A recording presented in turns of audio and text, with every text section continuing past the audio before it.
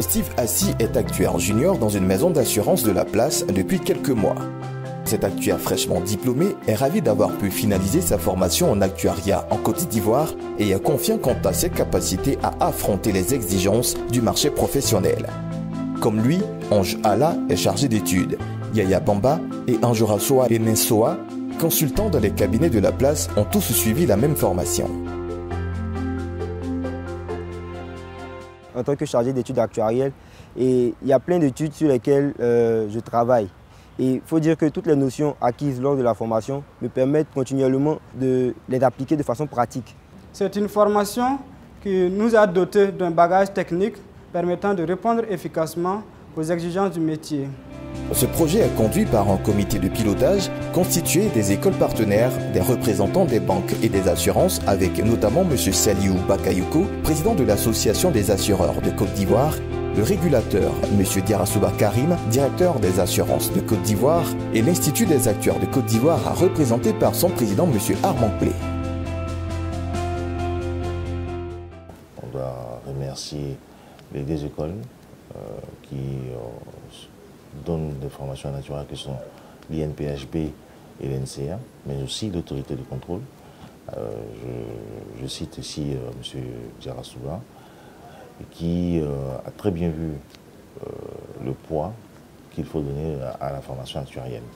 Et puis, il y a tous ces anciens actuaires ivoiriens formés à l'étranger qui ont voulu apporter leur part dans la mise en place de ce master. Et ça se passe en vraiment une très bonne intelligence.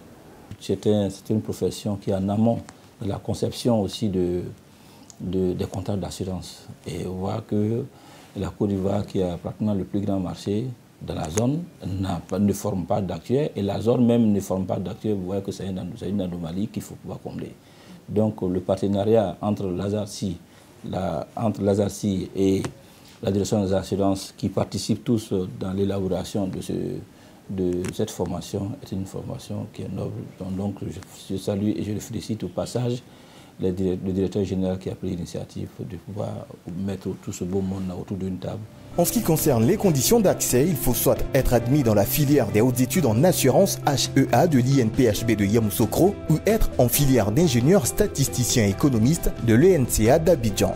Notre vivier de recrutement est un vivier de diplômés d'écoles publiques, donc pour lesquels il serait difficile de leur faire face à des coûts d'inscription élevés.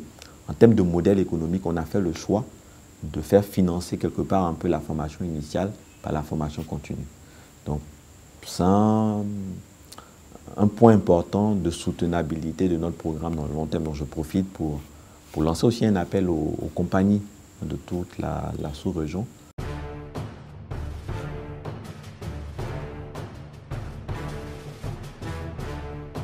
Au nombre de 18, la première cohorte de diplômés du master actuariat baptisée Promotion Jean Kako Diagou intégrera l'Association des actuaires de Côte d'Ivoire et viendra ainsi étoffer le nombre des actuaires ivoiriens.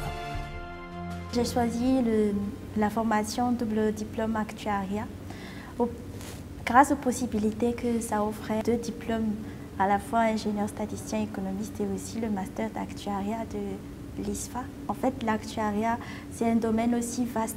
Les risques existent partout. Les actuaires, c'est des ingénieurs de risque.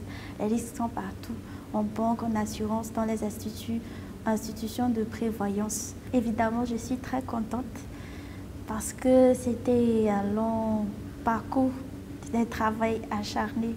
Avec l'INCA d'Abidjan, l'INPHB de Yamoussoukro et l'ISFA de Lyon, on semble former des actuaires africains en Afrique par les Africains et pour les Africains devient une réalité. ENCA, plus qu'une école, un esprit.